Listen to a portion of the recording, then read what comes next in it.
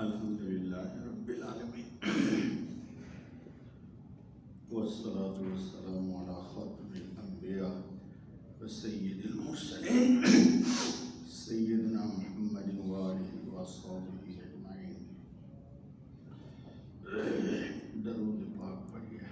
اللہم صلی علی سیدنا محمد وعلی آل سیدنا محمد صلاة تنجینا بها من جمیع الاحوال والآفات وتقضی لنا بها جمیع الحاجات وتطهرنا بها من جمیع السیئات وترفعنا بها عندك اعلی الدرجات وتبلغنا بها اقصى الغایات من جمیع الخیرات فی الحیاة وبعد الممات انك على كل شيء قدیر۔ دوستو بزرگوں، آج کا خطبہ ہے کہ اللہ رب العزت کی طرف سے اللہ نے انسان کو اسی چیز کا مکلف بنایا ہے جو انسان کے آسان لفظ میں بس میں ہے۔ انسان جس چیز میں بے بس ہے اللہ نے اس کا انسان کو مکلف ہی نہیں بنایا۔ اب انسان کے بس میں دو چیز ہے، کچھ کرنا اور کچھ نہ کرنا۔ تقویٰ انسان کو دو چیزوں سے ملتا ہے، کچھ کام کرنے سے ملتا ہے اور کچھ کام نہ کرنے سے ملتا ہے۔ کرنے سے مراد معمورات ہیں، یعنی ہر وہ کام جو اللہ و رسول نے انسان کو کہا ہے کرنے کو۔ اب اس کی کئی قسمیں، کچھ فرائض ہے جو ضروری ہے، فرائض کے بعد کچھ واجبات ہیں وہ بھی ضروری ہے، اور اس کے بعد سنن ہے، یعنی حضرت خاتم النبی محمد رسول اللہ صلی اللہ علیہ وسلم کی حیات طیبہ، طرز زندگی، رہائش، آپ کی خلوت، جلوت، اٹھک بیٹھک، چلنا پھرنا، یہ ہمارے لیے نمونہ ہے۔ اور کچھ آداب ہیں۔ آداب کا مطلب کہ اس سے انسان کے اندر حسن پیدا ہوتا ہے۔ اچھا، یہ ہماری ساری کی ساری گفتگو اس سلسلے میں ہے کہ انسان اللہ کے قریب کس طرح ہوتا ہے۔ قریب ہونے کے لیے ضروری ہے کہ انسان کے اندر کچھ خوبیاں ہوں۔ سیدھے لفظ میں کہ انسان اپنے آپ کو اللہ پاک کی جناب میں آنے کے لیے یا اللہ پاک کی جناب میں جانے کے لیے یا اللہ پاک کی نگاہ رحمت اس پہ پڑ جائے۔ مثال کے طور پر 50 لوگ بیٹھے ہوں ایک شخص ایک مجمع میں، اور ایک شخص ان میں بہت اچھا زرق برق کا کپڑا پہنے ہوئے ہو اور حسین خوبصورت بھی ہو، تو دیکھنے والا سب سے پہلے اس مجمع میں اسی کو دیکھے گا جو سب سے خوبصورت ہے، سب سے زرق برق کپڑا پہنے ہوا ہے۔ اللہ کی نگاہ میں بالکل اسی طرح انسان جب تقویٰ سے آراستہ ہو جاتا ہے، تقویٰ کی صفت کو حاصل کر لیتا ہے، تو اس پر اللہ کی نگاہ رحمت پڑتی ہے۔ اور اللہ کی نگاہ رحمت کا مطلب یہ ہوتا ہے کہ اللہ رب العزت کی نگاہ جب پڑتی ہے اس پر، تو اس کے دل میں ایک کشش پیدا ہوتی ہے کہ وہ اللہ کی طرف بڑھے۔ آج کل جو ہمارے ماحول میں دیکھا ہوگا کہ لوگ عبادت کی طرف دل سے راغب نہیں ہیں۔ कोई तो बेकारी से बचने के लिए इबादत करता है कि भाई बेकार है, चलो यार नमाज पढ़ लेते हैं। कुछ लोग हैं अच्छा भाई पढ़ लेंगे ना, फर्ज है,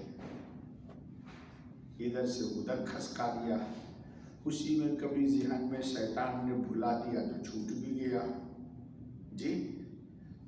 तो मसला ये है कि हम अल्लाह की निगाह रहमत हम पर कैसे मोहब्बत के साथ पड़ जाए। जब मोहब्बत के साथ अल्लाह की निगाह पड़ेगी तो इंसान में जज्ब की कैफियत पैदा होगी, इंसान अल्लाह की तरफ लपकेगा। अगर ये कैफियत नहीं पैदा होती है, बातें तो बहुत हो रही हैं, बात करने के लिए बहुत टाइम है, जो बात 2 मिनट में हो सकती है उसको ये 10 मिनट में रबड़ की तरह या चिंगम की तरह खींच करके इतना फैलाता है। और अल्लाह के जिक्र के लिए टाइम ही नहीं मिलता जी। तो तकवा इंसान को 2 चीज से मिलता है दोस्तों, कुछ करना, जैसे पहले फराइज मैंने बता दिया, कुछ न करना, हराम बिल्कुल नहीं करना। जिन चीज़ों से ईमान पर दाग लगता है, धब्बा लगता है, ईमान पे खराश आता है, शुकूक व शुबहात पैदा होते हैं, उन चीज़ों से बिल इरादा हिम्मत के साथ, कुव्वत के साथ, मुहद्दिसीन ने लिखा कि अल्लाह रब्बुल इज़्ज़त ने इंसान को हिम्मत की ताकत अता फरमाई है। हिम्मत ही से इंसान अल्लाह की तरफ चलता है और हिम्मत और इरादे से ही इंसान गुनाह को छोड़ता है या गुनाह से दूर रहता है। तो तकवा 2 चीज़ है। अब अगली बात, चूँकि 10 मिनट बात होनी है, अल्लाह कहते हैं वमन यत्तक़िल्लाह यजअल लहू मिन अम्रिही युस्रा। कहिए सुभान अल्लाह। सुभान अल्लाह। बहुत प्यारी बात कही। अल्लाह ने कहा कि तुम्हारे काम अगर मुश्किल हो रहे हैं तो इसका मतलब ये कि तुम्हारी तकवा की सिफात कुछ कमजोर से तुम हटे हुए हो। बातों में तकवा तो बहुत है लोगों में, बातों में तो ऐसा ऐसा तकवा है कि शेख अब्दुल कादिर जिलानी आ जाए तो शायद वो भी फेल कर जाएंगे बात करने में से जी।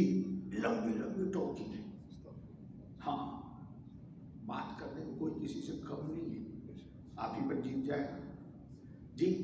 लेकिन काम में मुश्किलात आ रही है, प्रॉब्लम्स आ रही हैं, टेंशन और डिप्रेशन का शिकार हो रहा है, ये हम नहीं करते बात दोस्तों। अल्लाह कहते हैं कि तकवा की सिफात हासिल करोगे तो तुम्हारा काम क्या हो जाएगा, आसान। तुम नहीं आसान करोगे, अल्लाह तो अल्लाह ताला बहुत अच्छी बात करे। अल्लाह की बात नहीं होती तो मेरी बात नहीं मानते आप लोग। वमन यत्तक़िल्लाह, जो तकवा का रास्ता इख्तियार करता है, यानी 2 काम करता है, फराइज को वक्त पर करता है, टाल मटोल नहीं करता, अपनी मर्जी से, अपनी मर्जी से।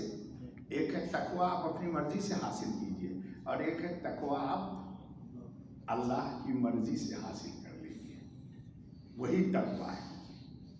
अपनी मर्जी से आजकल लोग बहुत काम कर रहे हैं जी।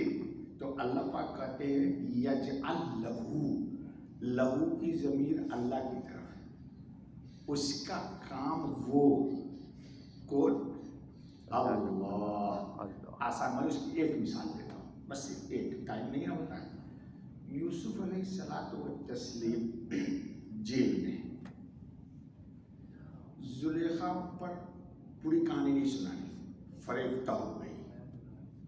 क्या हो गई? फरेफ्ता। सीधी जबान में बोल, जुलेखा ने कहा आई लव यू यूसुफ।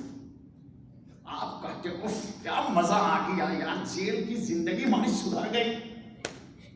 ये आस्ताकुल्ला मत बोलो, ये यहाँ पर बहुत आसान है। कोई एक आदमी ने कहा मौलवी साहब आपके पास तो मस्जिद में सब मुत्तकी, आप आइए दुबई मॉल में मैं दिखलाता हूँ फिल्म, कौन कौन देख रहा है। तो मैंने कहा मैं जाऊँगा तो लोग कहेंगे अच्छा आज मुफ्ती साहब भी आ गए मेरे साथ हैं। मैंने कहा मैं नहीं आता, तू ही देख जी। खैर अस्तगफिरुल्लाह। تو یوسف علیہ السلام و تسلیم جیل ہے، زلیخا ان پر فریفتہ ہو گئی. پوری کہانی نہیں سنانا. 1 2 3 4 5 6 7 دروازے بند ہیں. یہ بتاؤ کامن سینس آپ کا کیا کہتا ہے؟ بند دروازے کی طرف انسان بھاگے گا؟ جی دروازہ تو بھاگا، تو بند ہے تو ادھر کیسے بھاگے گا؟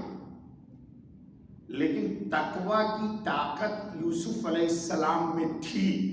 دل کا ارادہ، دل کی سوچ زلیخا کی طرف نہیں تھی، خالق زلیخا کی طرف تھی. جو حسن کا خالق تھا اس کی طرف تھی یوسف علیہ السلام کی نگاہ. اس لیے یہ دروازے کی طرف بڑھے. دروازہ کو توڑا نہیں، مارا نہیں، لات وات نہیں لگایا انہوں نے. دروازہ کھلتا گیا، یوسف علیہ السلام بھاگتے چلے گئے. کس نے کھولا؟ اللہ. جی تو کیا وہ اللہ استغفر اللہ مر گیا ہے؟ فَإِنَّ اللَّهَ حَيٌّ قرآن میں لا يموت. آپ مر سکتے ہیں لیکن اللہ تعالیٰ وہی اللہ ہے جو یوسف کا اللہ تھا، اور وہی اللہ ہے جو محمد کا اللہ تھا، اور وہی اللہ ہے جو ہمارا اللہ ہے، اور قیامت تک تمام اولیاء کا اللہ وہی رہے گا جو اللہ تھا. یا اللہ بھی بدل گیا؟ ریموٹ پر آپ ہر چیز کو چینج کر لیتے کہ اللہ کو بھی چینج کر دیجیے گا. تو یوسف علیہ السلام و تسلیم بھاگتے چلے گئے، دروازہ تو اللہ نے کیا کہا؟ میں آسان کر دیتا ہوں کام. جی بے شک. اب چلو دوسرا مرحلہ دیکھو. یوسف پر الزام لگ گیا. زلیخا ہی نے آئی لو یو کہا تھا، اور یوسف علیہ السلام بھاگے تو پیچھے سے زلیخا نے کرتا پکڑا، کرتا ہی پٹ گیا، اور الزام لگا دیا زلیخا نے کہ یوسف کہتا ہے آئی لو یو زلیخا. حالانکہ ایسا یوسف علیہ السلام نے نہیں کہا. اب دوسرا مرحلہ آیا ہے. جی بادشاہ کی بیوی الزام لگا رہی ہے، اس کو کورٹ میں آنے کی کوئی ضرورت نہیں ہے. جی اب یوسف علیہ السلام کا دفاع کون کرے؟ تو اللہ نے ایک دودھ پیتے ہوئے بچے سے یوسف علیہ السلام کا دفاع کرا دیا. جوان سے نہیں کرایا، جیلیوں سے نہیں کرایا، ایک معصوم بچے. جہاں بھی دیکھو یجعل لہ من امرہ یسرا، اس کے کام کو آسان کر دے. اللہ کرے یہ تقوی ہم سب کو حاصل ہو جائے. لیکن دوستو نہ مجھے نہ آپ کو باتوں میں تقوی نہیں ملتا، یہ تقوی ملتا ہے خلوت کی. جی نہ کام تو کام سے ہوگا، نہ کہ حسن کلام سے ہوگا. آج کل لوگ چاہتے ہیں کہ خوبصورت بات کر کے میں ولی شیخ عبد القادر جیلانی اور سلطان الاولیاء نظام الدین اور خواجہ غریب نواز خواجہ معین الدین اجمیری چشتی بن جاؤں. باتوں میں بنو بس. جی باتوں میں بنو. تو دوستو تقوی حاصل کرنا پڑے گا. تقوی یہ ہے کہ جو اللہ نے کہا ہے وہ کیجئے، جو اللہ نے کہا ہے سب سے پہلے اس پہ قابو رکھیے. یہ بہت گڑگڑ کرتا ہے. حدیث میں ہے کہ لا تکثروا الکلام، زیادہ گڑگڑ مت کیا کرو باتیں. زیادہ بات کرنے سے فإنها قسوة للقلب، انسان کا دل ذکر سے سخت ہو جاتا ہے. جی میں دیکھتا ہوں لوگ مسجد میں آتے ہیں. کیا نام ہے آپ کا؟ آپ کا فون نمبر کیا ہے؟ ایک چپ کرو بیٹا، سمجھا نہیں. اب ہر آدمی، میں جب 23 سال ہو گیا، میں نے آج تک کسی نے نہیں، 10 سال سے میرے ساتھ نماز پڑھ رہا ہوگا، لیکن میں نے نہیں پوچھا تیرا کیا نام ہے اور تیرا کیا فون نمبر ہے. آج کل ہر آدمی اللہ کے گھر میں آ کر کے اللہ سے کنٹیکٹ نہ کر کے لوگوں سے اچھا جی جناب آپ کا کیا نام ہے، آپ کہاں رہتے ہیں، کیا کرتے ہیں، ذرا آپ نمبر دے دیجیے، میرا نمبر لے لیجیے. ارے تجھے اللہ ہدایت دے. اللہ کے گھر میں اللہ کا نمبر. سب سے پہلی ملاقات میں لوگ چاہتے ہیں مخلوق سے جڑ جاؤ. خالق کے گھر میں آ کے مخلوق سے جڑ رہے ہو. دوستو مجھے بڑا افسوس ہوتا ہے، لیکن کس کو سمجھاؤں. دل کے پھپھولے جل اٹھے سینے کے داغ سے، اس گھر کو آگ لگ گئی گھر کے چراغ سے. چلو بابا اللہ ہم سب کو معافی چھوڑو بیٹا، بتا دیا، یہی تو بتا دیا کہ مخرج دروازہ، مشکل سے نکلنے کا راستہ اللہ کا